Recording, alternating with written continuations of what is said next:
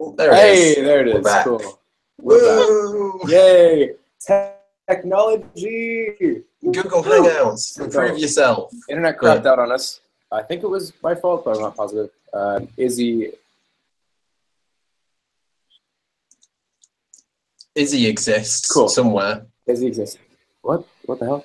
Oh, hey, wait. There we go. Okay, I accidentally had the live stream playing 2 different videos into my headphones, and that scared the crap out of me. So, okay, cool. We're gonna watch the video number 2. So apologies for that technical bit. Hopefully it doesn't happen again. Fingers crossed. Knock on wood. There you go. Hey, found the stream again. What an adventure. Exactly. Yeah, that's what we like here, is having adventures on the internet. We're living on the edge. Yeah. Right. So, yeah, as you say, we're going to watch the second video. And which is titled, We've All Been There. We have all been there. So let's do that. Watching video number 2. Microphone being muted.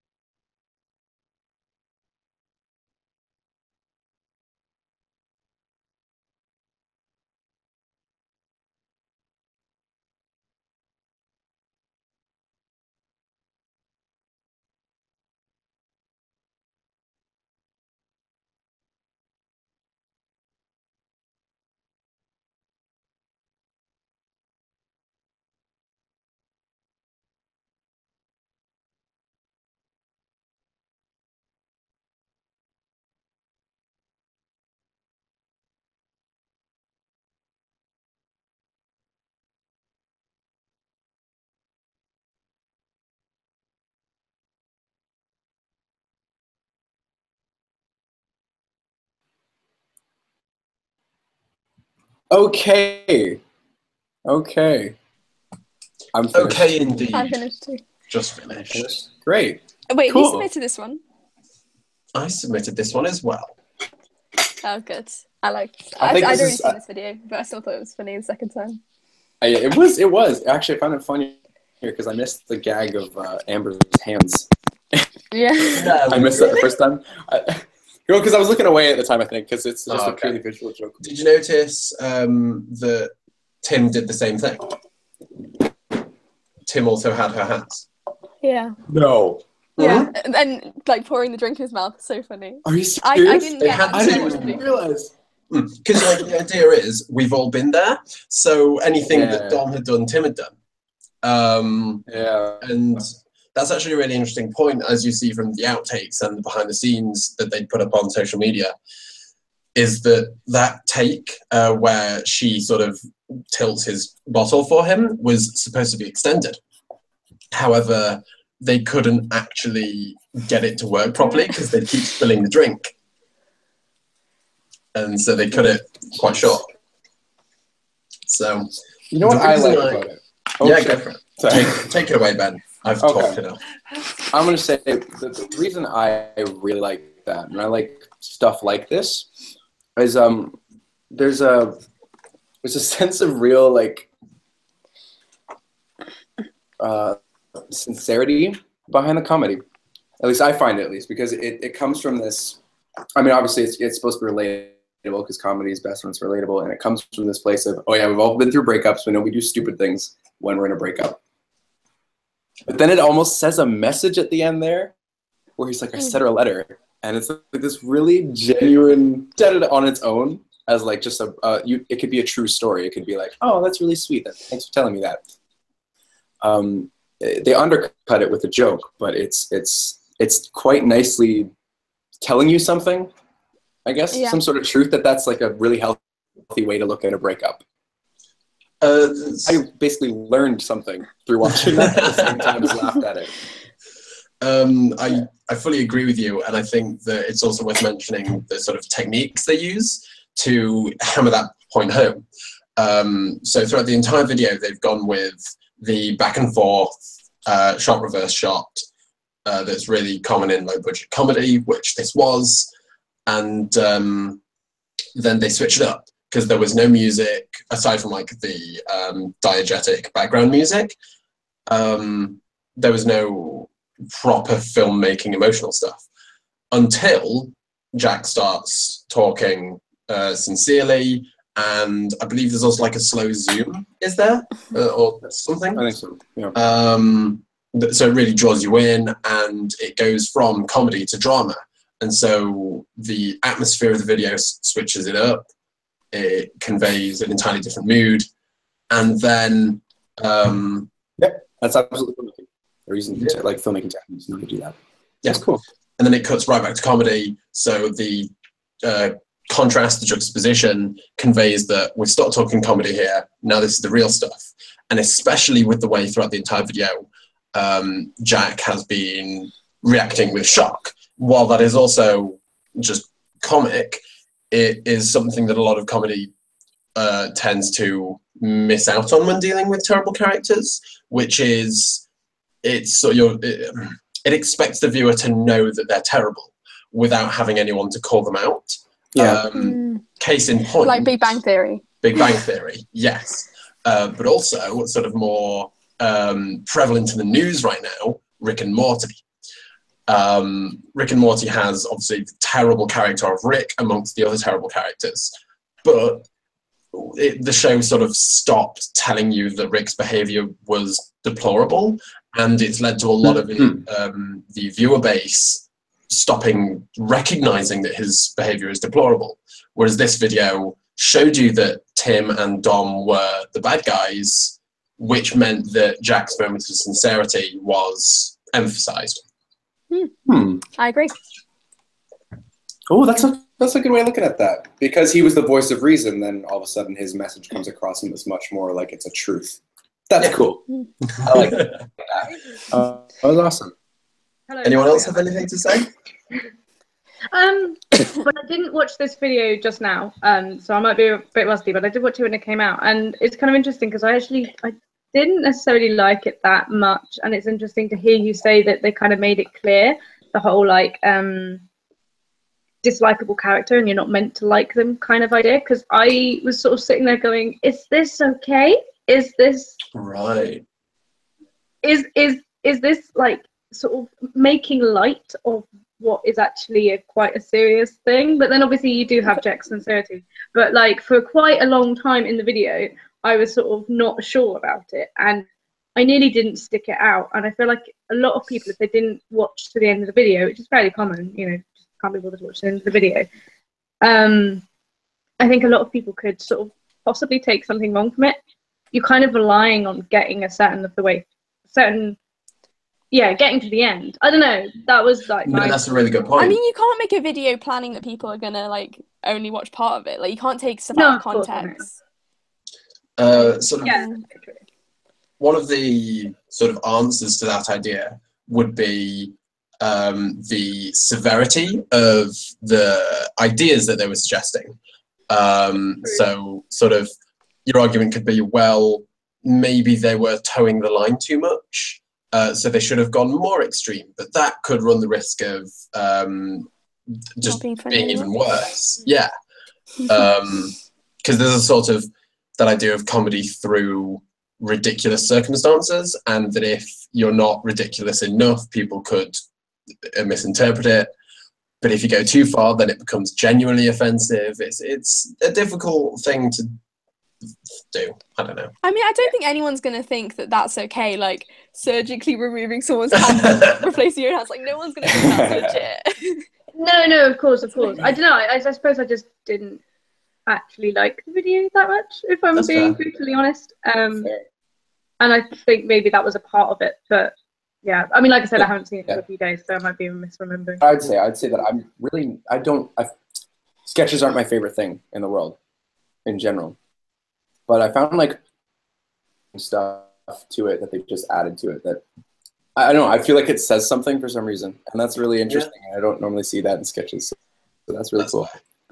That's what I'm learning. Is that sketch can tell you a message. Yeah, we all learned something. I think something that's worth noting is that, especially in this day and age, with that sort of ridiculous comedy. Not ridiculous in like sort of juvenile or slapstick, but ridiculous in the situations it presented. There are going to be people out there who have done those things. Case in point, the joke about peanut butter and dog semen. That's like, haha, who would do that? But then Jared Leto exists. Yeah. But that's none of my business. Something else I did want to mention about this video, and that also applies to the next video I suggested, is that it hasn't wasted a second. And that does sort of come from the low, I believe the term is production value of the video. It was very simple, consisting of 2 locations, 4 actors, and basically 3 camera angles. It was really simple, and that led to a reliance on the script. And when you have a basically 100% reliance on the script, you gotta be tight. Like, you gotta use every second.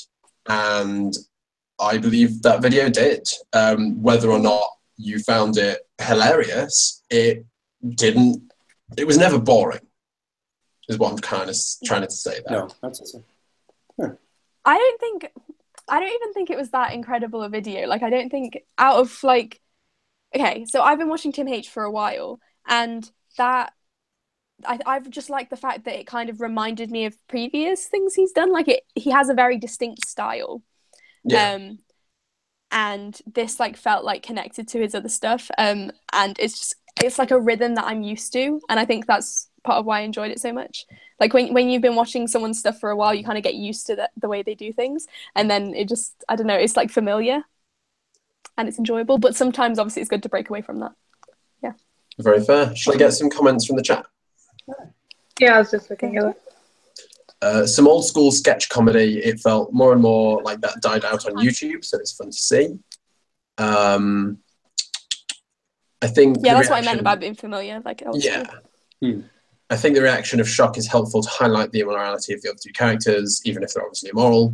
I didn't super love the comedy, but I liked the execution and the filmic aspect added to the sketch.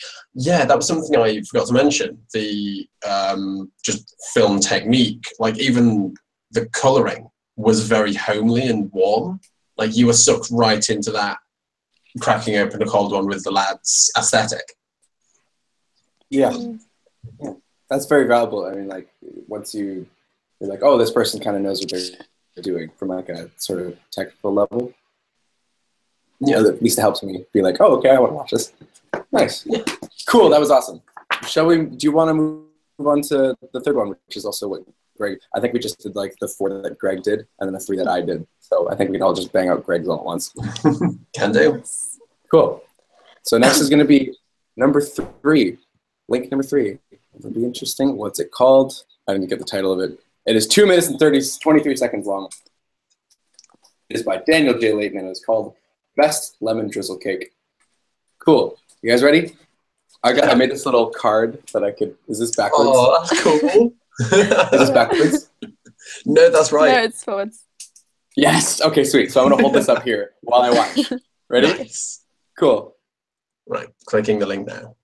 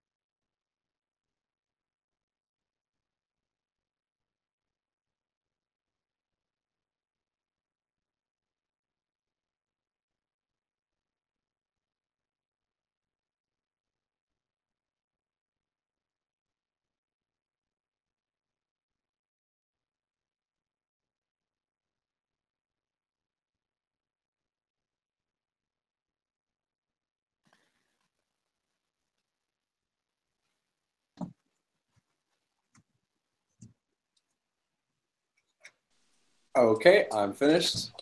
As am I. Me too. Nice.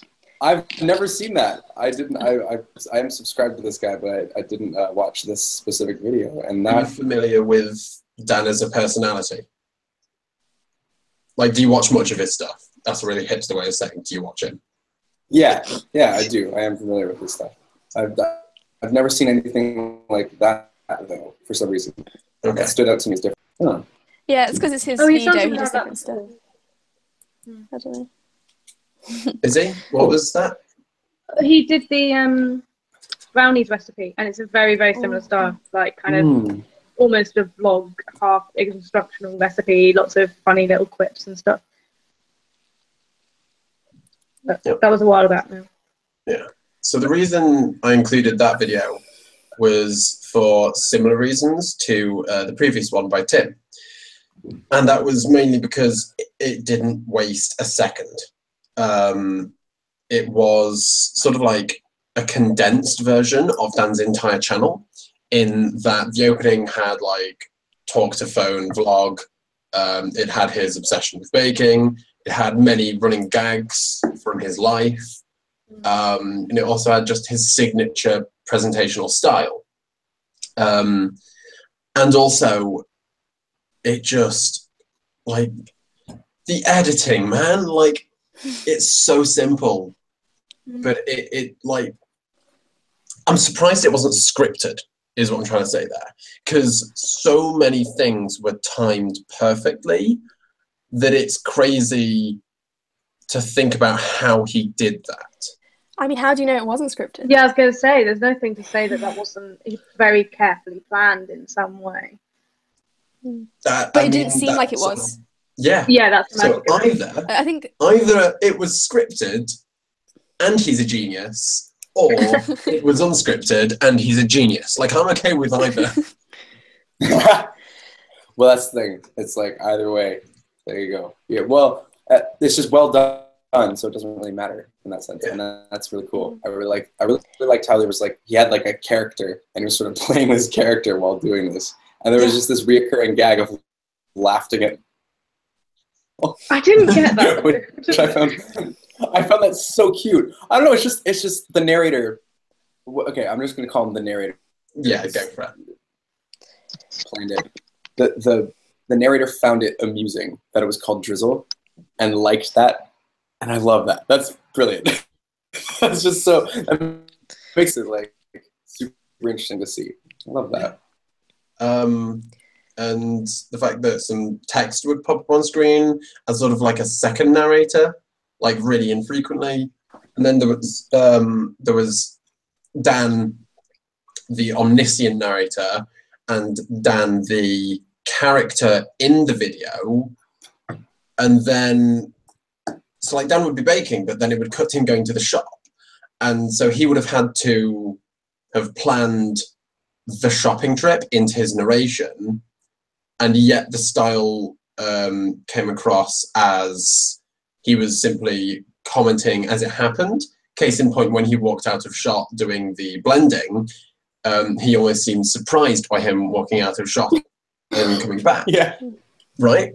And then like, when... there's like kind of a lot of layers to it, oddly. So. Yeah. And then when he was shopping and didn't find what he wanted, the hand movement that came into screen, like I'm doing right now, is not only comedic, but also it was perfectly timed to his exclamation, which, what?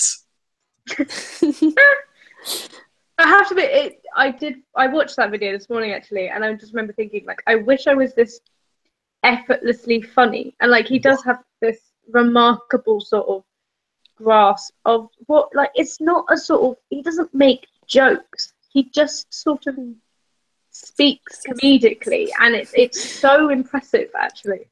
I mean, like, there's a reason Somewhere in the City has him as the presenter. He's the Anton Deck. But just one person. Yeah. and I don't know, man. Okay, to add to this, kind of related to the last point I was making about the We've All Been There video. It's like there was this bit of a message, some sort of like kind of being spoken about life, where it's like, what is it that he said? That the last line he was saying is, like, whether or not you want to make it satisfy. Yeah. Like that's. Sorry, we just talked over each other. Yeah, whatever he says at the end. I think it was to satisfy your own need to belong. I think it was that. That's what it was. And it's like, oh, that's really cute exterior. You put a lot of effort into doing something. Maybe it's all for, maybe it's all because you're really just selfish. And that's like it just brings up a really existential, interesting question about the human condition. Brilliant. I love that. I'm all for that. Something that's funny and entertaining that just suddenly punches you with like, well, this is the reason why I made this. It's like, oh, damn. Yeah. Poignant to me. And again, I don't think that is like a depressing. Yes. And in the end, because of that last punch for me, not a wasted 2.5 minutes. Yeah, there you go. I mean, even if it hadn't had that I think I still would have enjoyed it. Oh yeah, no, it's still like enjoyable for me. It makes it. I guess it. I don't know. I'm trying to think of. Well, Are you It saying makes me go like, substance, that was a perhaps? substance. There you go. Thank you. Yeah. Nice. I need an Izzy walking beside me every day of my life, every second, so that she can tell me what it is that I'm trying to say. Can we like just clone you multiple times so we can all have our own Yeah. personal Izzy? Not sure about that. Cool. One little thing I was gonna note about the video is Dan's video. He's brought back that like the little jingle at the end. I think all of us. Oh, Yeah. I love it. He stopped doing that for a while. I think it's really interesting that he stopped doing that whilst he sort of went through this like existential phase, and now he seems to have kind of reverted back to it. And I don't know if it's a comfort zone thing or if he was just like, you know what, that suited me and I want to go back to it. I just think it's really interesting, like looking at his content in general. I think it's an interesting like little creative arc he seems to be going on at the moment. Oh my, that's a really That good way of putting it. Hot damn. no, that's even better then, because then it's part of a larger story than just the one thing, and that is my favorite thing in the world. So, thing to note, I don't know exactly which video he did it, but in one of them, a few seconds before his outro cut in, he started singing along to the music. So he's hanging a lampshade. Yeah. Pardon me. He's hanging a lampshade. Oh, really? On his own branding, #branding, and he's aware of who he is as a performer. It's just an incredible sort of multi-layered, self-referential. I don't know, dude. It was just really good. Is it though? Or does he just know that that's at the end of his videos and had it in his head? Like, I just think maybe reading too much into this. What the literature students say, Greg? I think what I particularly want to learn from that is sort of that to my stuff is like having my character be involved in the video making process as opposed to me editing around a character. Does that make sense? That's interesting. Should we get some chat comments? Yeah. Thank you. Where are we? I'll trust the person who has the better. Here we go. From Hannah, we have Dan's narrated Bakey vids are some of my faves.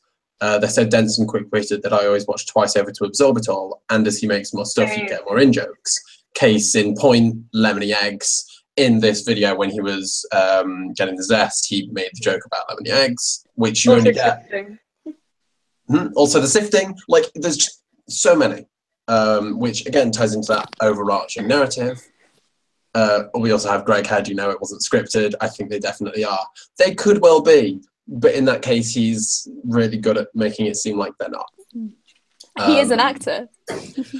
He is indeed an actor. Hey, I could see right through it. I'm an actor as well. I'm not familiar with the channel. Maybe that takes something away from it. For me, it was just a cake, which is fine. I like cake. Didn't blow me away, though. And I think that sort of counterpoint to that would be, not counterpoint, like not to invalidate what you've just said, but sort of you're helping prove the point, which is the video isn't about the cake, because it's not a particularly interesting creation by Dan's standards. He's made more interesting things on his channel. And as we find out by the end of it, it's not about the cake at all. It's about his desire to feel wanted. Yeah. Well, obviously that's the story that came out of it. Like it started to a video about me making a cake, and then it's like, okay, well, what can we do with that? Which is brilliant, and I love that. So, well, why did I want to make this cake in the first place? And then that's where you come up with this. It's so cool. I don't know, it's interesting, like maybe people who don't watch Dan might find that video less interesting because like there are so many like in-jokes in there, like it is so like it's like familiar, like it's a familiar style that we're used to, so like I think you just get more out of it if you already watch his channel, like and it is a video, so it's like not something to draw people in, it's just for the people who are already there, which is why it works for like us and might not for someone else. That's exactly what I was going to say, actually. Like, the number of in-jokes is kind of remarkable. Like, that's really alienating a potential audience if you think about it sort of very cold-heartedly. Most YouTube videos, it's not very often that you get YouTubers having running in-jokes. It kind of takes them to be, like, really, really famous or to have, like, a really obvious in-joke before they start doing that. Whereas Dan's just like, yeah, in one video we once had this stupid lemony eggs thing, and now I'm just going to reference it because why the heck not? I actually disagree. I think a lot of YouTubers have in jokes and they use them to create quite an insular audience. Like if you think about like Dan and Phil, like and but I was all going to that say they're a stuff, bit like different. yeah, but then you have like Dodie and Dodie Yellow, like all like YouTubers. A lot of YouTubers have these things that they like to pick up on, and it just makes people feel included and like they're part of a family and like viewers and audience and like yeah, I don't know. I think a lot of YouTubers actually do that, and it's quite an effective technique, but it's also can be quite excluding. Correct me if I'm wrong. As an add-on, I don't think Dodie has ever, or if she has, it's never been really explicit. I don't think she's ever referenced Dodie Yellow in her videos. Yes, she has. It's literally a title of one of her videos. Well, I'm wrong. There we go. Sorry. But it certainly started out on Twitter. And that sort of adds to the whole social media as a unit rather than individual pieces. Yeah. So if an inside joke will start on one platform, it can evolve to others. See, this is my problem. My internet's cutting out, and so I'm cutting you off in the middle of you talking. Apologies. That's fine, Ben. You're good. That was all I wanted to add with regard to that point, Emma. Okay. Any other final thoughts? Nothing really from the chat. Oh yeah. Other than that thing Ben said makes a lot of sense. So, well done, Ben. You make sense sometimes. I make sense sometimes, occasionally, very occasionally. Okay, cool. We're gonna move on then to the fourth video, which is Brad and Gemma. Oh boy. Okay. Sweet. I thought this would be live to submit. God. Okay. Sweet. Are you ready? We're gonna wait. Hang on. I'm gonna put down the number of video we're gonna watch. Good plan. Okay, cool. I like my little card. That's great. It's brilliant. Ready? Here we go.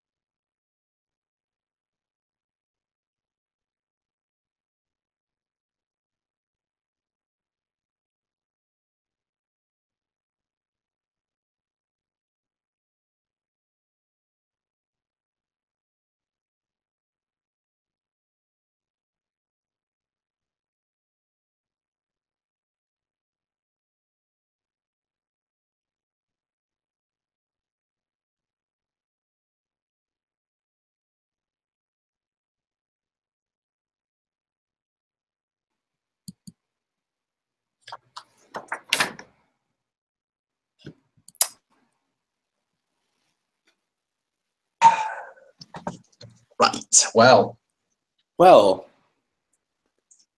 that's from Mario from the rest of the ones you provided us, Greg. So I'm very interested as to why you very picked that. different.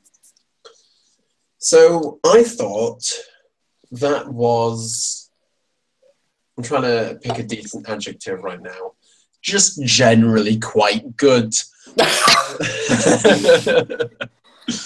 I can't think of, I suppose, homely, conversational. Right, okay. So I have thoughts on this because I remember watching Ben's original video about Ryan Gosling. And I think this video did like the same thing as the video did, which is made me want to write a comment. Like I literally, like I was halfway through and I was thinking, oh, I just want to scroll down and just start writing a comment right now. But like I got to watch the rest of this video and then talk about it. And like, I think that's that kind of video where you just want to have a conversation about it. You just want to talk. You just want to talk. And I think that's why that one's a good one for me anyway. That's so interesting. That's genuinely really interesting. Measure a good video, I guess. Well, not just good video. It depends on the type of video, I guess. Yeah, exactly. It's a good kind of view to look at it through. When it comes to creators such as Ben and Gemma, a large sort of part of it is wanting your audience to engage, correct, Ben? Ben, did you hear me? What did you say? I couldn't hear you, sorry. That's fine. Ben, yes or no, you want your audience to engage with your videos? Did you just ask me another question because it cut out again? Do you want your audience to engage with your videos? Okay, can you like type a comment into this thing because nice. It just keeps cutting out like the most important words. I apologize. Right. Emma and Izzy, you can field that question while I message Ben. Yeah. Do you want your audience to engage? Yeah. Yeah, of course. Like I get frustrated quite often. Well, not frustrated. That's the wrong word. Like sort of, I really want to have a conversation with people, and I think, I don't in comments. Sometimes it's a bit like you haven't necessarily got like a proper conversation being started. Like, yeah, it's definitely the ultimate goal. And when you get a comment that's really like responding to what you've said, it's just the best feeling. Yeah, I agree. I agree. I think so. I'm just gonna respond to Greg's question because now I finally know what it is he's asking me. Do I want my audience to engage with their videos? I mean, of course, it's the greatest thing. And I mean, you know, engagement obviously is a blanket term to discuss like whether or not people are talking about it, but comment section is a really like concrete way to look at that. And yeah, the more people are saying things, and the more you're like, oh, this is really interesting, and you want to engage with that and interact with you in some way to really do that. And that's wonderful. And I think that at least the videos of me talking do a lot more for discussion, filming something. And most of the time I'm filming something, I just get like a compliment or something in the comments. Does that make sense? Yeah. So that I can understand why a lot of people want to do a lot more talking videos than making something, because you know that's part of it. That's engagement. I know that's why Emma does this basically entirely. Yeah.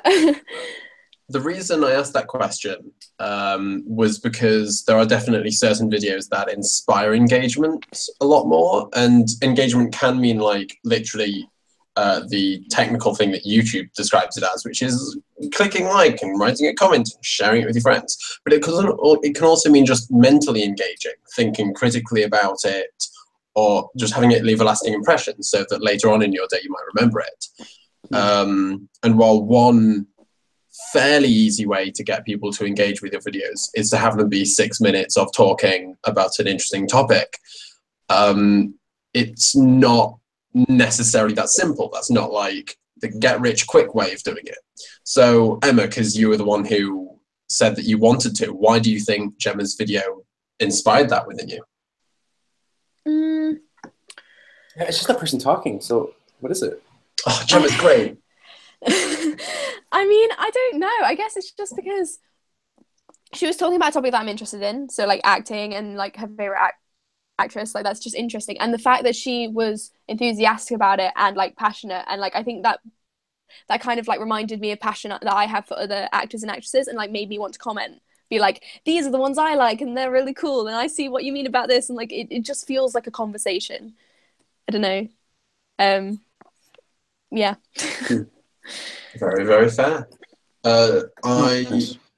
As soon as I watched that one, I went and watched yours, Ben, because I hadn't seen it when it came out. And I immediately noticed the difference between the two, which Gemma sort of pointed out, which I don't know the behind the scenes of yours. Like, how much did you pre-plan it? How much did you kind of like script it, even if scripting consists of just thinking about what you're going to say before you say it?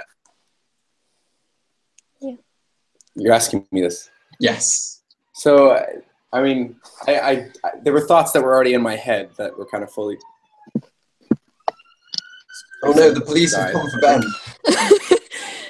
I gotta hide the crack. Okay.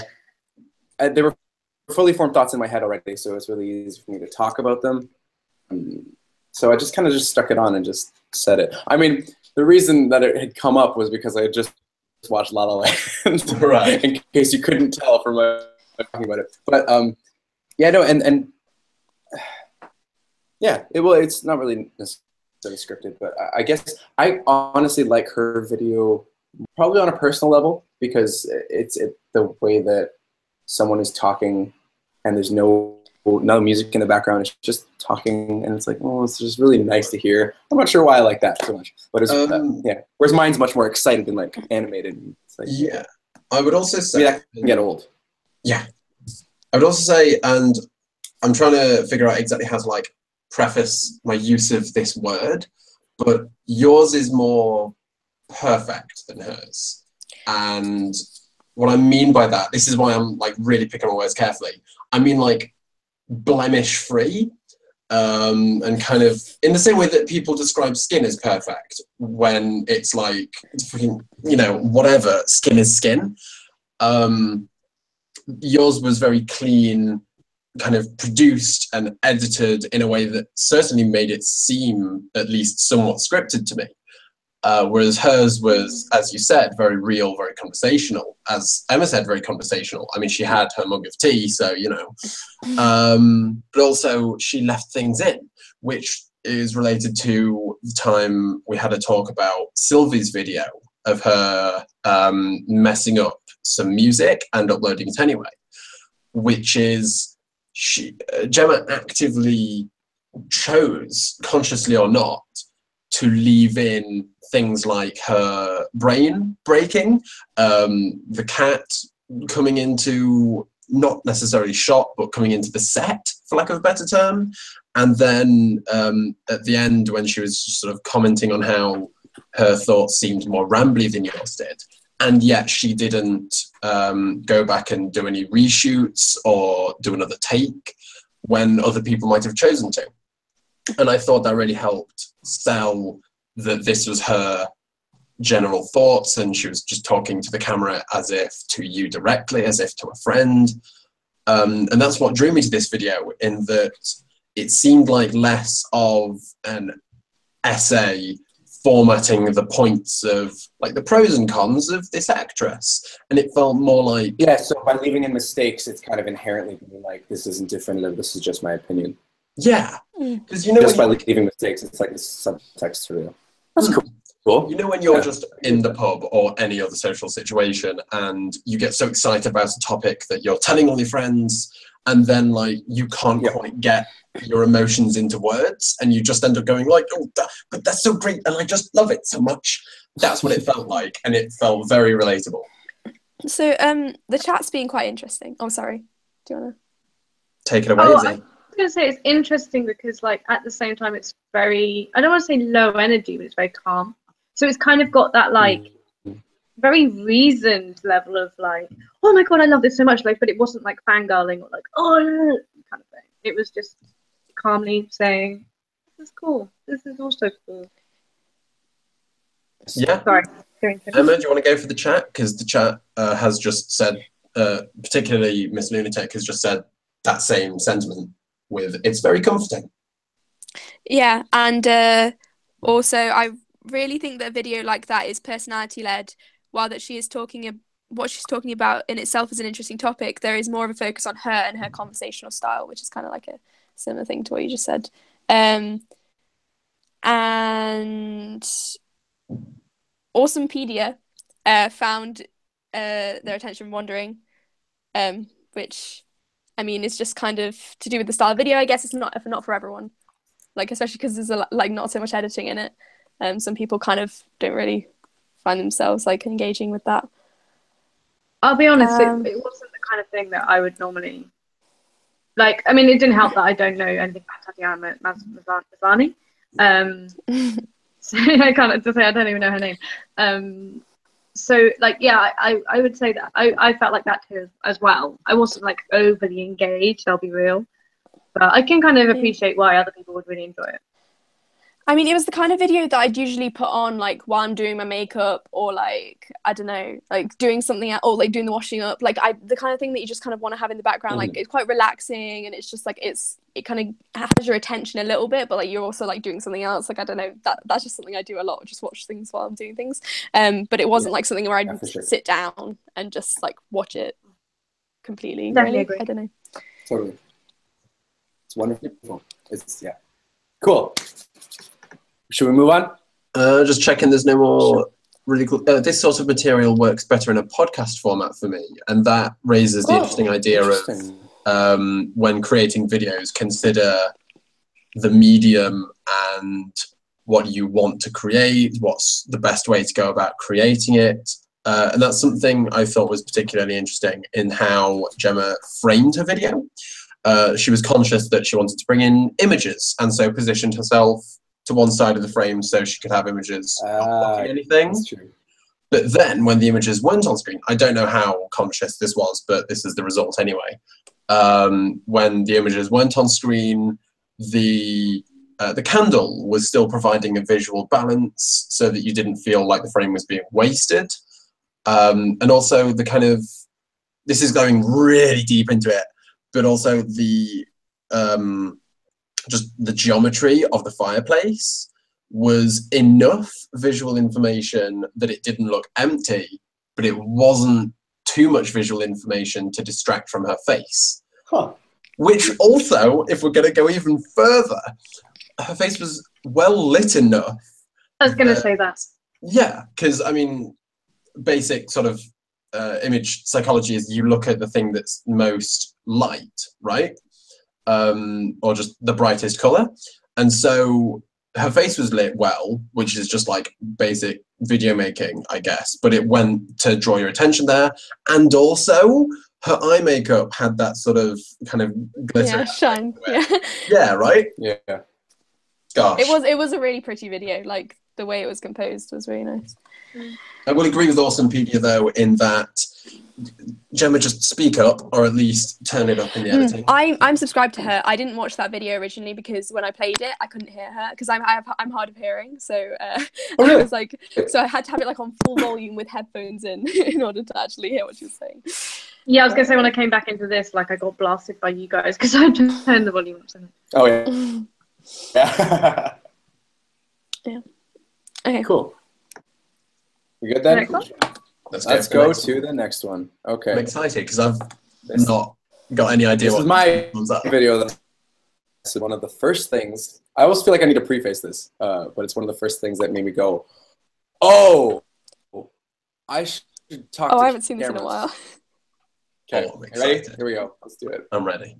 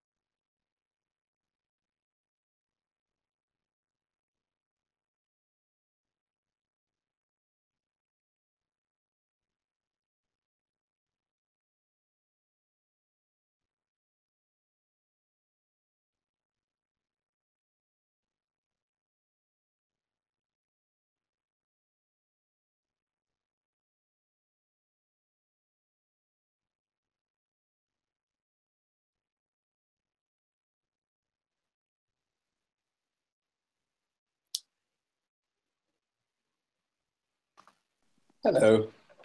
I'm back. Hello. Oh, it's Cool. My microphone was muted, so you missed my very genuine reaction of, oh my god. Oh my god. Oh, you're impressed. You like it. Okay, so that I almost want to give my own personal kind of background from it, because like that's one of the first videos that was shown to me by a friend before I knew who any of you people were. That was like, it kind of blew me away. It's just it's like a thing. I don't know. It's just a thing that somebody made and just made it really rich and full of a personality and hanging out at home. But for some reason, it has like a real effect on me. And I still have trouble articulating why. It's just so aesthetically I don't know how to word cohesive, aesthetically cohesive, and has a feeling that carries through it the entire time. It's like I just felt something. I felt exactly what you were feeling that night, probably, or exactly what you wanted me to feel about that night. It is simultaneously a Dodie video, or a Dodie video, and also a YouTuber video. Like, it can work. Right, bear with me on this. It can work with context or without and be equally as effective. You don't need to know who she is in order to get the impact of it, but if you do know who she is, you get the impact of it. Like, it... I don't know, man. No, I think I know what you mean, because you just watching that blind, you get a sense of who she is. Yeah. But if you already knew who she was, then it's like you're looking at a lot more. Has anyone? Is anyone like in the chat or anything who hasn't seen her before watch that, because that will be interesting. But I have so much. I have so much to say, and I also don't know how to articulate my thoughts, because Dodie is my favorite creator. Like, I try not to fangirl too much because that's embarrassing, but like I just love everything she does, and like that video kind of articulates why, because like it's just so like it's obviously probably not entirely authentic, right? But the way she puts together videos, it just feels real. It just feels authentic and like natural, and it just makes me feel things. Like the making tea shot, right? That is like the most basic YouTube thing ever. Like, so many YouTubers have done that, but for some reason, like, it was just so comforting. Like the sounds and like the way she had like the text on screen, so you could like kind of, it was like her inner monologue, and it was just it's just really good. That's right. Text as inner monologue is the best, right? Okay, so we've all learned that. Now we all have to implement that for everything, right? That's what we're all going to do. We're all deciding. Oh, yes. Can we establish technique with that? Because it's so interesting. Yeah, I was going to say it has a very uniquely YouTube style of storytelling. Like, it uses that, all of the sort of, even the making the cup of tea, the different shots of videos, the background voice of some other person that people may or may not know is Evan, and like it's telling a story in the way that films or books or whatever want to tell stories, but it's doing it in that very YouTube way that's kind of impossible to articulate. And so anyone who's sort of like been on YouTube for a long time, I feel like would watch that video and just kind of just get it really quickly. It is. What's the word? It's I'm weird. sure there's a word for this. I feel like all of us were struggling to articulate exactly what it is in some way, just because it's so. It almost speaks for itself. Yeah. In a weird way. I can't explain what it is explaining for itself. Well, the thing is, there are certain pieces of work that there's probably a really clever word for this that's just not. I just don't know it. But it can't exist in any other medium. Yep. As Izzy mentioned, it can't be a book, it can't be a film, it is a YouTube video. It is one of those works that has to be a YouTube video because of cultural context, because of established technique, because of the personality-driven aspect of things. I need to add that video to my masterpieces playlist because that's exactly what that playlist is for. Miss Lunatic in the chat has said that it's the definition of show not tell, which I think is a very good way of putting it. Agreed. Fully agreed. And the sort of, what else? Oh, we had, it feels very much like a complete thing and a snapshot at the same time. So it's a snapshot of her life, but it's also a short film of sort of the YouTube experience, I guess you could call it, although that might not be the best descriptor. I don't know, man. It's so layered. A very interesting comment from Spoo Talks there, saying that they felt that the text was the outer and what she was saying and yelling in the background was the inner dialogue. Which actually, now I think back to it, does kind of make more sense because the text was saying, like, no milk. It was her that was going, no! So Yeah. it's interesting that we all came away and went, oh, yeah, the text is the inner monologue. And actually, It wasn't. I would say they're right. Technically not. Yeah. This had a lot of, like, layers of, like, inner monologues and, like, thoughts and stuff. Because, like, I know that we know, like, some people might know as an audience that, like, the voice talking to her was Evan, and like her, like she was saying like I hate my skin, but like that was kind of like an inner monologue, like could have been like a little inner monologue thing with like one part of her being like I hate my skin, but then also like the reminder that that's not the devil angel shoulder thing. Yeah, and like having Evan like off screen, like you don't know where he is, like yelling from off screen was just like a really clever idea because it just adds to that whole thing. It put more characters into the video as well. It meant that it wasn't just Dodie. It kind of created this like relationship. Yeah, it's like it's almost like there's I don't know, because it was so little, and it's just like when it does show up, it's like oh, but it's saying like really simple dialogue. I don't know. It's just oh god, hang on. The point I'm trying to was that I feel like it was entirely instinctual decisions, and I think that means she must be really smart. Because I feel like that's not something that you would like be like sit out and meticulously plan. It's just something that would just happen. I think Dodie is quite like emotionally smart. Like she kind of knows how to show her feelings on screen or in words quite well. I fully agree. That is like, if you could distill success into one cause, it's empathy and how clever she is with it. Also, can we just talk about that one bit where like the camera comes out of the laptop? Because like, oh, like it's not an uncommon thing to do, but the way she did it in this particular instance said a lot of things. Well, I guess for me that sort of it's going back to the character being a making process, I guess, as opposed to like sorry, does that make sense? Like sort of stepping out of the world of the video and being like, well, I'm making this, and like moment. That's so cool. And so that I'm gonna start putting that in my stuff because that seems to be prevalent in all the things that I like. So there we go. I'm writing down like a little list of notes of things to keep in mind.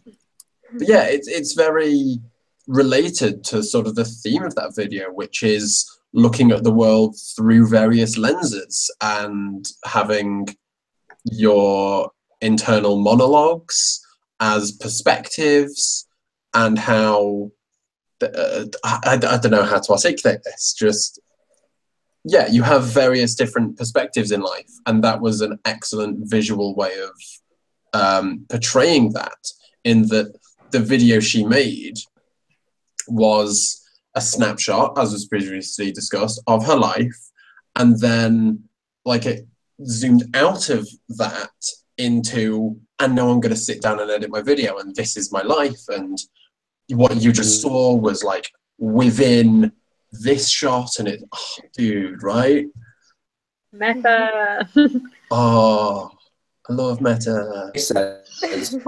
I like that she's simultaneously making an artsy, filmy video as well as kind of making fun of the YouTuberness of it all. Yeah, agreed. You guys agree with that? Yeah, because like that last shot, she just kind of detangles everything that she's just created and kind of shows like, this is just another video that's part of. Is it part of Video? I think it was, wasn't it? I believe. Well, it's Doddle Vloggle, so it's kind of all kind of like that. Yeah, and that's why I sort of said it was a Dodie video, because like there's Doddle Oddle, there's Doddle Vloggle, there's Dodie, and then there's Dorothy. Like there are. But I wouldn't have called that a Dodie video. That's a Doddle Vloggle video. Right. Like for I me, agree. like, that is Doddle Vloggle. Dodie. Right. I don't know. I feel like Dodie's kind of her musical identity. Yeah. No, yeah. You're right. Dodie is such an Cool. interesting character study. Like, I know she's a real person, but like I just think she's just a really interesting She is. personality. Everything about it. Gosh. Ben, how have you blown our minds with the first video? 2 seconds. Mm. Cool. All right, are we ready to watch the next video? You've broken us. Is it number 6 now? I've lost count. It's number 6. Yes, number 6. Let's do this. I'm ready to have an existential crisis again. Oh gosh, what's this one? Ready? All right, let's go. Let's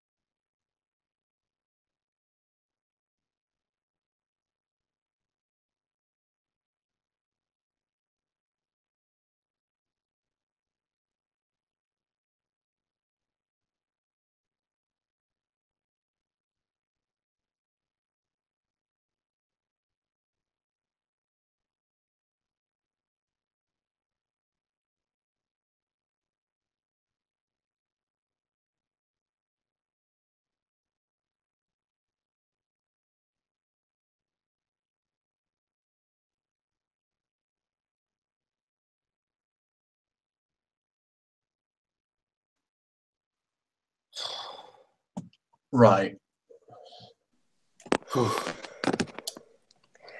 Oh man. I nearly Okay, so cried. I know I'm feeling quite emotional as well. Actually, no, it's like that. The reason I chose that is because Yeah, please tell. I think that's one of the greatest things I've ever seen on this fucking website. Personally, I think that it's a really nice example of show don't tell, as far as, and also a nice example of just like feeling, kind of just like pressing feeling on you without being like overt about something. Just lots of just weirdly just emotional for not saying anything whatsoever. No words being spoken by this man.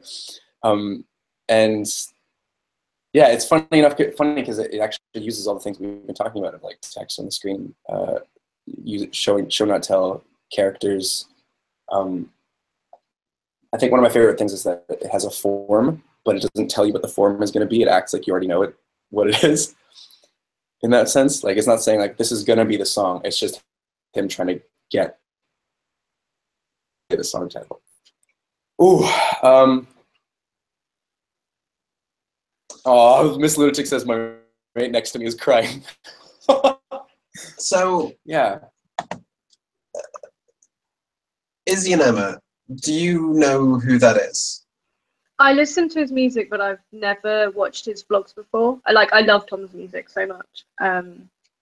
It was interesting actually because of the way my page loaded. I watched the video and I didn't actually know who it was at first because like the title hadn't come up. So I just put it full screen. I was like, oh, I'll work it out. And then when I realized who it was, I was like, oh, this is interesting. And I wasn't expecting that. Well, I was, but I wasn't, because I know how emotional his music can be. But I didn't realize he sort of did that basically. Right. I don't know. I'm still trying to. I'm just trying to process what the hell I just watched. Like it just felt like a diary almost, but like more than that. The first bit felt like a diary. It felt like a look at this, my child, look at what we do together. And then when it got on to the friend, I mean that was the bit that nearly made me cry actually, because it was just so heartfelt. It was literally just text on a screen, and it was somehow just so heartfelt. It felt like a man trying to capture his life and his friends and his family at this moment in time through music, through video, and through writing it down. To me, it's almost like he wanted to capture the feelings, his feelings on those things in his life, because I actually don't know much about his life from that now. I can't say many facts about his life, but I know how he feels about it, which is what matters to me. But then that's the thing. That's all I've ever wanted to do with my life. It was for him, not so much for us. I feel it felt like he was documenting his life, and he was letting us get a little peek into it. It almost felt sort of not uncomfortable to watch because he'd let us in, and he'd let us in very warmly into his life. But it felt like it was almost it was so personal. We shouldn't maybe we shouldn't have been there, but it not to say that I didn't feel part of it. Does that make sense? I don't know if that makes sense. Yeah, no, it does. Also, it was a remarkable video because it made me go "aw" at a baby, and I hate babies, so that's really saying something.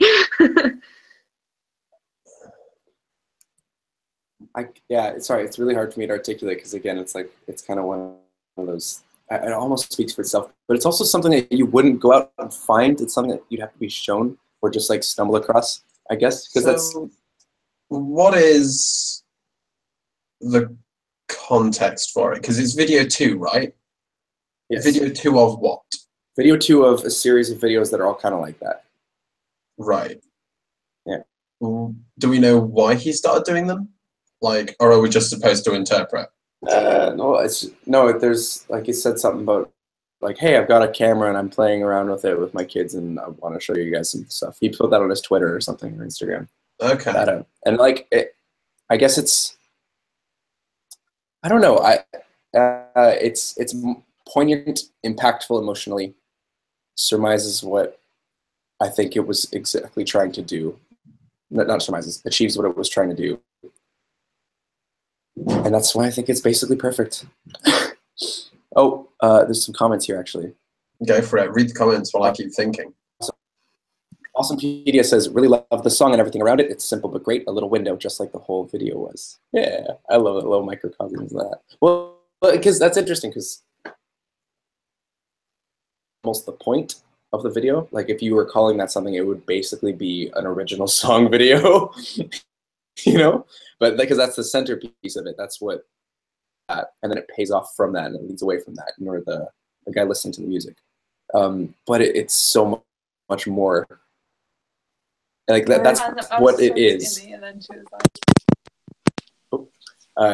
That's what the framework of the video is. That's the type of video it is. But then he just made it completely different.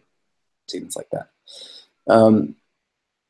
Yeah. Sorry. Miss Lunatic is having like a religious experience right now, so you might want to read some of her. I mean, same, to be honest. I love that segment with Benjamin sitting with his headphones, because it's almost like when you look at someone sitting opposite to you on a train and wonder what that person is like, just through observing them, get the gist of a human being and their individuality, their complexity. It's very, very personal and intimate. So David Q says, this is, I want to specifically highlight this comment. That was quite beautiful, showing those simple moments, day-to-day things that would otherwise be forgotten memory over time.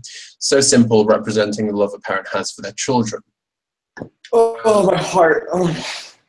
Right, so the reason I want to raise that is because with this video, like, same, right? I identify with that comment, and I could just easily turn on my literature mind and like read into that and go deep into what everything meant and how it told. But the thing is, I could do that, but that would be hollow, because it would be me coldly calculating why you should feel emotion while watching that video.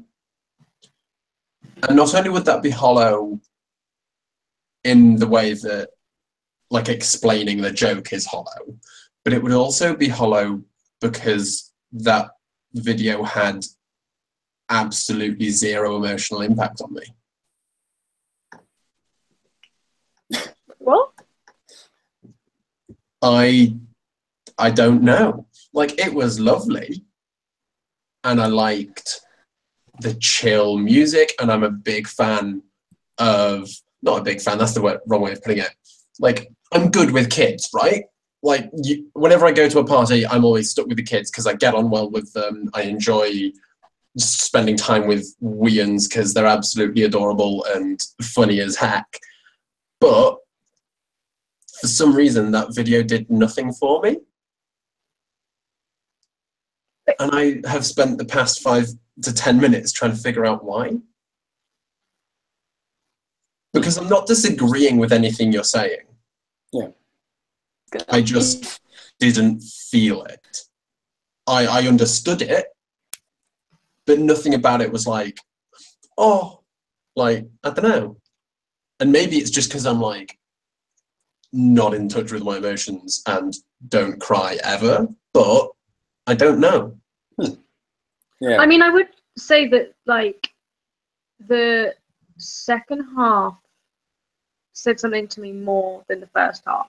And I think that's because, like, I did, you know, as I said, I don't like children, and I don't like babies, and I don't find them inherently cute, and I don't understand, like, the sort of maternal or parental feelings that people have. I know this sounds really cold, but I just, like, don't go in for that. I'm sorry. But it means that section sort of, like, I could see the emotion, but not necessarily feel it. But there was something about the second half. It felt like a love letter to his friend, and there was something. I think it made me emotional because I was thinking, I want someone like that in my life. I wonder what that's like, and how wonderful. It also made me reflect on like the wonderful relationships I have. So I think certainly the different sections of the video can elicit different things depending on who you are and what you value in your own life. Again, like, I get that, I understand it, and when I think about my own life in that overly romanticized, everything is beautiful and has meaning way, I feel that, like, I can think about my own friends, the people who I admire, and sometimes they cross over, and I do want children at some point in my life, so I can think forwards to having a child, I suppose. Miss Lunatic said maybe because there's a sentimentality there that you lack towards life, and I don't know, because I mean, if I lacked it, I wouldn't sort of recognize my own lack. That also didn't sound mean, it's just like blunt. I thought it was hilarious. It's quite funny. But like, I don't know. I suppose, I don't know, it felt, you know how you said it spoke for itself and it didn't need to wrap itself up in a nice little bow and have like a monologue at the end. I feel that, I don't know, it would have improved is the wrong word, but it would have made it hit home for me personally. Interesting. Okay, yeah, because to me, I guess I always considered it I thought the music did that. I also...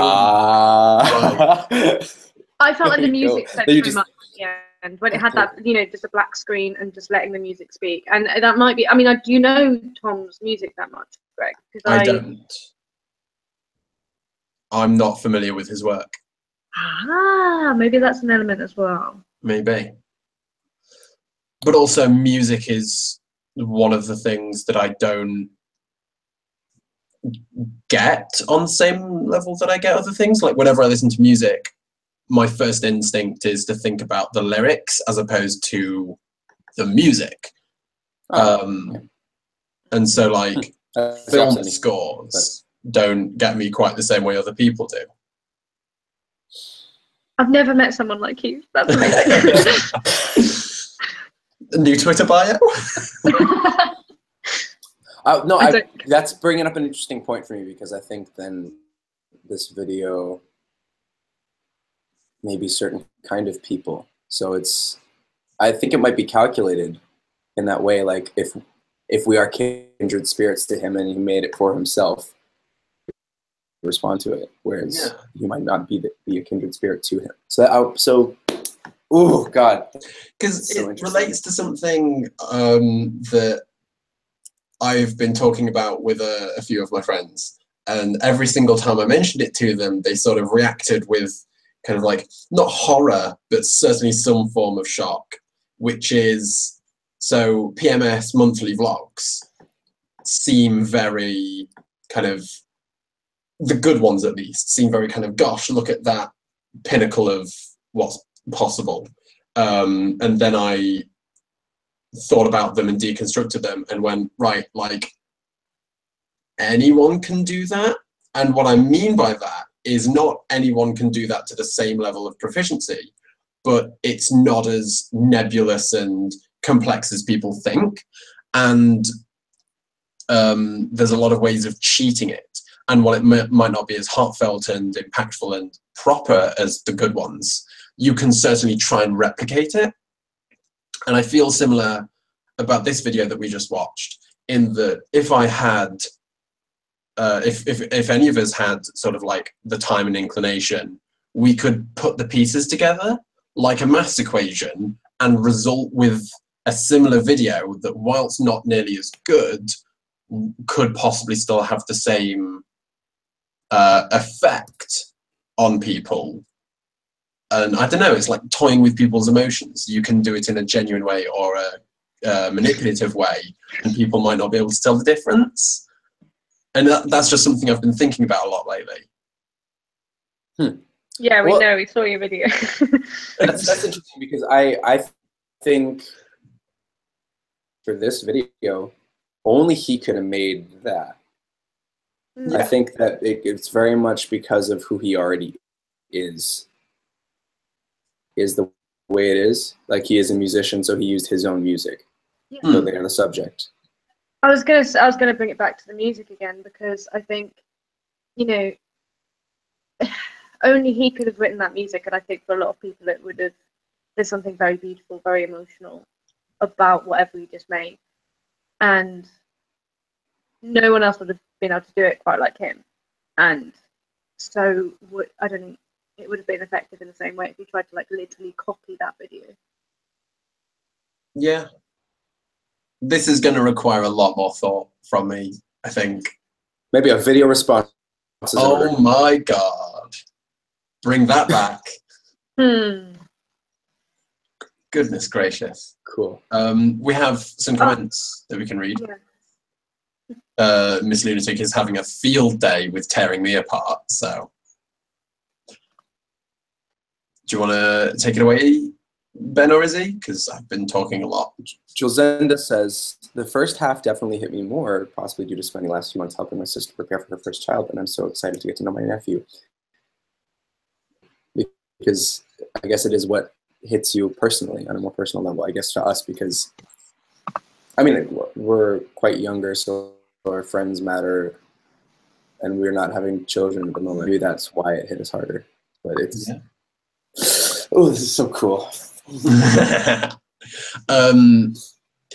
Maybe that's the point, though, to what I was saying from Miss Lunatic.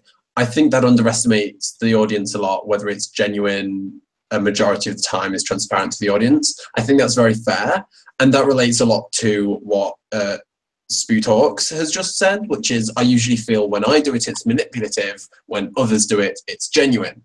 That's a direct quote, they weren't referencing me.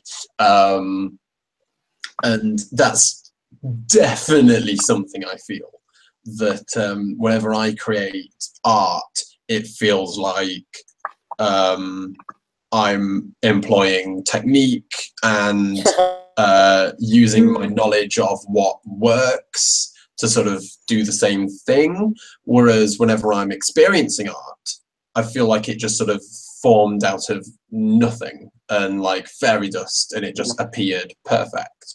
Yeah, I think that, personally, the nature of constructing something is like an honest lie, and I think that I don't try to. I construct my own honest lies, and that's what I put out, and so else is doing it. It doesn't matter, because I think heart's in the right place. Bad phrase, but not a very helpful phrase, but. From there, if it comes to that emotional core, you're good. I mean, I suppose it raises that question, this is about to get really deep, I'm sorry, of whether like any art is truly genuine, because all of it is a kind of attempt at replication or of an emotion or of an event or of something. Like, it's, whenever art tries to capture something perfectly, it's always gonna not be quite the truth. You know what I mean? So, like, what Tom's done though is he has constructed something, and doesn't mean it's genuine or not genuine. Yeah, we have from. I would give a short answer. Oh, I was going to say, okay. I just want to give a short answer to that question. I think, yeah, artists. Yeah, basically. Like, just because I think that it came from a real spot. That's it. Yeah, just how well you communicate that. What is it? A truth told incorrectly, communicated incorrectly. A truth expressed incorrectly is a lie. And I think that as long as you try to communicate it properly, sense. That would be my perspective. But we have. It's like with children's literature, when writers try and pander to a child's perspective, it can easily come across as patronizing, which even a child audience recognizes. There's a reason why the most ambivalent version of Alice in Wonderland is the most popular to all audiences, despite the other two versions being univalent, which is a new word to me. Univalent, oh my god. Yeah, right? Like, that is such a word. Oh my god, I love it. being ambivalent versus univalent in creating is an interesting topic. And then Emma says, art can't be genuine, but the place it comes from has to be. So when we ask, is it genuine? We're asking if the emotion and ideas behind it are, not if it's literally real. Emma, you nailed it. Yeah, that's it right there. Damn. Yeah. There we go. We've solved it. Yes. What's next, guys? Like global warming? He's impeached. Is it? Woo! Okay, so that was one hell of a video. Thanks, Ben. no problem. Should we go on to number 7? Univalent. Hang on, I'm still trying to look up univalent. Well, it's like, regardless of whether or not it's a real word, it is now, because uni, the prefix being associated with valent. Sure, why not? It works. I don't know. I'm not a language student. Oh, unity. Unity. Well, no, Yeah. uni is in like unicycle, right? Yeah. Yeah, that's the same thing. Anyway, let's get on to the next one. Let's go on to our last video. Our Let's. final video. It's called I Turned 21 on Friday the 13th. Oh, I like this one. Sorry. Okay, ready? Hang on 1 second. I'm just going to write this thingy. Okay.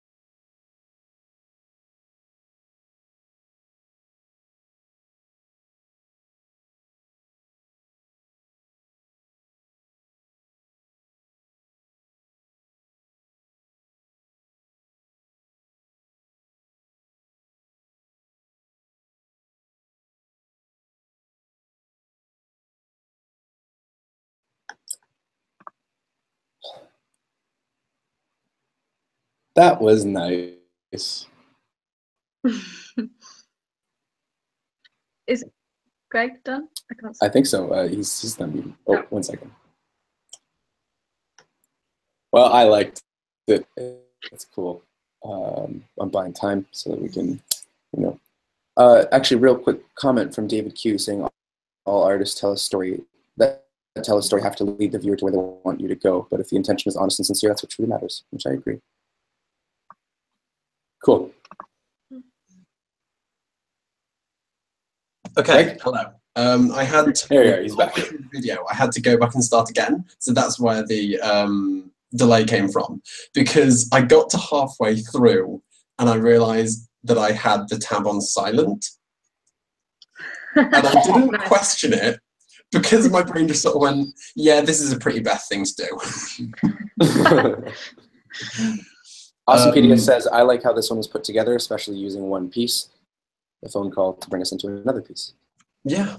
One of my favorite things in filmmaking, period, is using conversational, casual dialogue with lots of space in between and cutting to completely other stuff that has nothing to do with the audio's diegetic source. Mhm. It reminds me of the opening to Illmatic, which is the debut album from rapper Nas. Oh, really? And Huh. yeah, he opened yeah, you're the right. album with a phone call to one of his friends. I can't remember exactly what they were saying, but that's sort of entirely the point, which is just they're just talking, and then the album kicks in, and it's got very little immediately to do with the phone call. And I suppose my point with that is that that idea can work throughout mediums, and it's really nice. I enjoy it in other audio arts, including just other music. Whenever you have like a song that opens or just has within it just a piece of like sampled dialogue from like an old movie or some news or something. Yeah, just that. Yeah, I mean, when I watched this video when it came out, what struck me was that there's like two narratives being told at the same time. There's the narrative through the sound, and there's the narrative through the visuals. And I adored that. It perfectly captures what memories are like. It was because, you know, when I looked at it and I was like, oh wait, she only uploaded this I think the day after her birthday, so it's not like a distant memory, but it kind of already felt like one, because it felt like someone looking back and they've just got all these snippets playing in their head of the day, and it kind of just felt so real, and you felt like a part of that. And what's that sort of use of storytelling on two different mediums simultaneously, I happen to know is used in like Citizen Kane, because I've just written an essay on it, and like he does the same thing where you have like the emotional story being told by the conversation of the characters, and like a sort of a different story via the visuals. And so like, yeah, it's just a really interesting filming technique. So when I watched this video, I immediately liked the content as well as sort of the artistry of it. Yeah, Hell yeah. I've been meaning to do my stuff, because it's just all of a sudden you have multi-dimensions to what you're seeing and hearing. It's a completely different thing, third meaning. I've used this term to describe her videos before. I'll use it again. It's visual poetry, or like audio visual poetry, I guess would be more accurate. It's less about traditional ideas of what YouTube can be, and it's more just a couple of minutes conveying a sentiment through every avenue she has, and she always does it so brilliantly. Through color, through diegetic, non-diegetic sound, through framing, through acting, through non-acting, through like there are videos where she like reverses the footage, like but specifically like an Instagram boomerang, and it just, everything she does has a purpose. Or not, or and sometimes it has no purpose, and that's the purpose. Like, she's just so clever. After fucking ages of everyone going on about Beth, I finally like started watching her, I think 2 or 3 weeks ago, and I was like, okay, now I get the hype. Like, this is, I feel like I'm watching something really special when I watch her videos. Like really just unique. But well, I think that word's overused actually. I just think she's doing something really interesting that I haven't really seen much else. Yeah. She is very good. She's very good. Very, very, and very good. She's also really good. So you should subscribe and watch her videos. And I mean that from like a sense of, I think this is also quite an instinctual choices because they're like a 1-day video turnaround, right? Just like with the Dodie thing. And it's like, by putting that time constraint, then you just allow yourself to just kind of freely go, fuck it, I'm gonna do this. Why not? And that opens you up to a lot of things that you wouldn't expect. And I would recommend, oh God, you know what? Okay. Go on, boy. Yeah. I want to say for me and for anyone else who ever makes stuff, I highly, highly, highly recommend putting a deadline on something and you're gonna finish it yourself, you got it out. for yourself. Oh shit! Sorry, I was saying, like, practice, exercise the muscle of your instinct by like, okay, today or in like a week, and then I'm gonna finish it, not necessarily upload it, not necessarily release it. I totally agree. It's just I did that over the summer. It can pay off so well. I rarely do that, and I need to do that more. That's a lot of the time. The purpose of creating isn't in making a product; it's in the practice and the training and the knowledge that even if you create a hot, steamy pile of doo-doo, then the next time you'll be better. Yes. You know? Yes. Thanks, Izzy. Yep. No, but no, it is genuinely very good, and like I sort of wonder, because you get the impression when you're watching Beth's videos that a lot of time goes into some of them. But you know, with that one, we kind of know that it was not a lot of time, and you know how those time constraints would have forced her to make certain decisions, and how it still came out telling such a story. Yeah. Emma says it's also I've learned so much. Hang on. Emma says it's also about creating a product sometimes. Yeah, sometimes it is about creating a product. Sometimes it's about flexing your muscles. Sometimes it's both. You know, whatever. Like, figure out what's right for you in the moment and do what you need to do. Yeah. I've written down some things that I've learned. Ooh, from this. We can have a summary. Teacher. Have a what? A summary. Oh, I didn't like a summary of the live stream. Oh, a summary. Yeah. Do you want a summary? Let's do a summary. Well, at least this is things that I've taken away as far as like what I'm personally going to do. Oh, shoot. Do we have any more comments? Probably a good idea to look at. Emma says, I disagree, Greg, but also agree. Yeah. Which is, I mean, if I'm going to re-comment on that, that's like encouraged. If anyone ever disagrees with me, please do, and like say it to my face, because it helps. Not only does it help me to think about, reevaluate, and perhaps destroy or strengthen my ideas, but it also does the same for you. In thinking critically about what I think, you are in turn thinking critically about what you think. So feel free to disagree.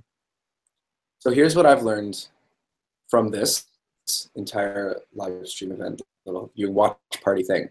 This is pertaining to me specifically, so some of these points might not apply to all sort of areas of creation, but I've written down, this is sort of a combination of why these things are good that we've seen. Exist as a YouTube video. So the narrative fitting the medium. Character part of the creation, at least in terms of YouTube, it's like the person that you are being, interacting with the actual edit of the video, of the YouTube video. Back of it. Internal monologues as different perspectives.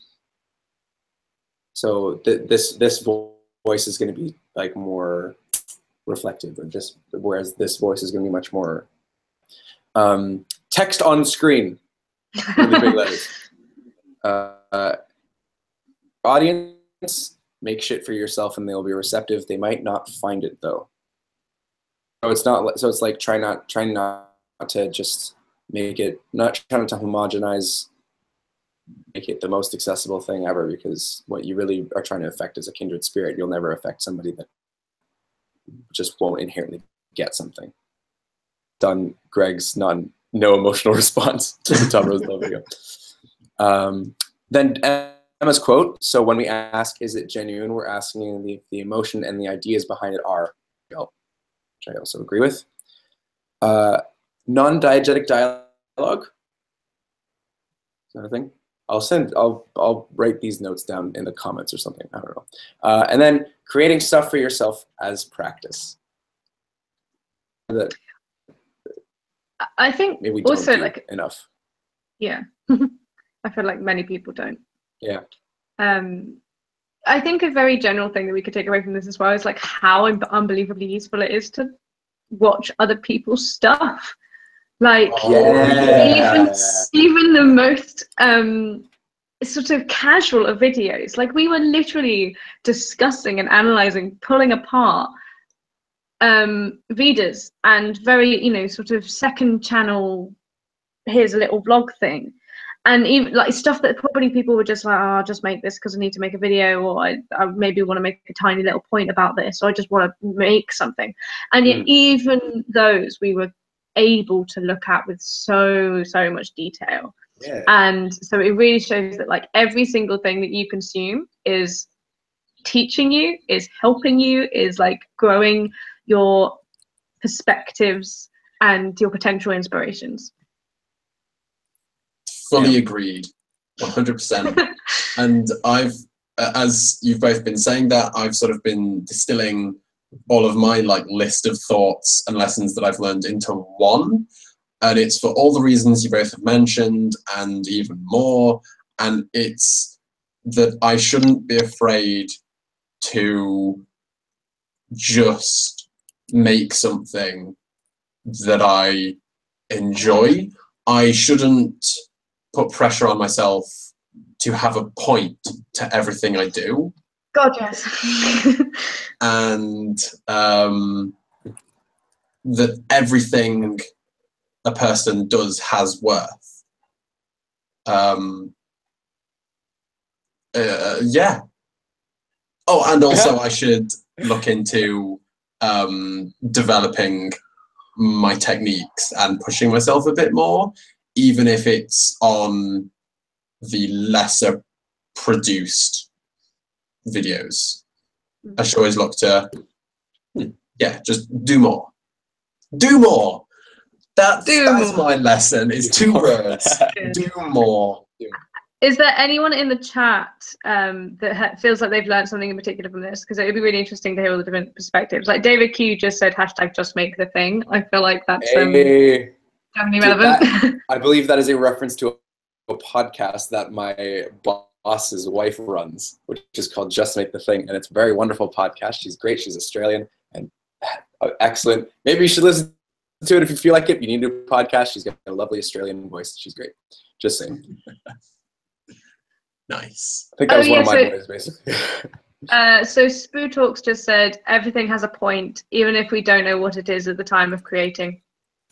Which is interesting, because I think somebody said something about, like, not everything. I think, Greg, you were like, oh, I should worry less about everything having a point. But then that's also a good point. Like, definitely in the future, you better look back and go, oh, yeah, that was the purpose of that. Hell yeah. Emma's writing a list, so I'm sure she'll make that public at some point. Oh, good. I've accidentally pressured her into doing it now, so I'm sure. Okay, so yeah. Whoops. But yeah, I feel like we've all learned a lot through this stream. It's been very productive. Yes, fantastic. Cool. We all feel good? I feel great. Good. But there's another comment, briefly. Oh, Awesomepedia just said, bringing different aspects together. A lot of these were interesting mixes of things I would have normally thought of as separate. Which is true. Like, we were comparing very different style videos. Yeah. That's why I always say, like, anytime someone says, oh, those 2 things aren't comparable, it's like, I mean, they literally are. Because you can say, like, oh, these 2 things are very different to each other. That's comparing them. Yeah. It's comparable. And you can learn. There you go, right? You can learn from everything. And you can never read too deeply into it, because if you go past what the author intended, you reach the effect that it had. Do you want to disagree? Well, I mean, I think you can read too much into something. I'm just thinking about a lecture that I had the other day, and he was talking about, like, very close analysis of literature and how sometimes, like, you know how people's obsession with, oh, there's lots of sibilants in this sentence and that reminds us of a snake, and, like, you know, that kind of overreading. Sometimes you can overanalyze things, but I also do see your point about how it can help us just at least get through the stupid overreadings to get to some kind of intention. Yeah. Cool. Yeah. Oh, okay. Fantastic. I think I'd like to call it there, because Yeah. Pretty You want to golden. provide a little conclusion, Benny boy? Sorry, Clearly not. I didn't hear it. I didn't hear it. It cut out again. But that's it. Thank you very much, all of you who are here. It's really fun and productive, and pretty much exactly what I wanted out of this, which is fantastic. Thank you, Fran, very much for hosting this through your sickness. But that's but thank you very much. And great. Thank you, Izzy. Thank you, Greg. Wait, Twitters and stuff are in the description as well if you want to follow us for some reason. I don't know why you'd want to. I tweet too much. I'm kidding. I don't tweet enough. See you later at some point. Bye. Oh, wait a second. I need to tell Fran that this is... We've got to turn this off. She needs to... Oh, excellent. I'm just going to say bye in case she is. In case she is. And then we're going to wait 5 minutes while I try to get her to turn it off. We're such professionals. Please hold. And now we do the awkward wave. So now I'm gonna hang on. I don't think This is like the ending to a bad sitcom. We just need a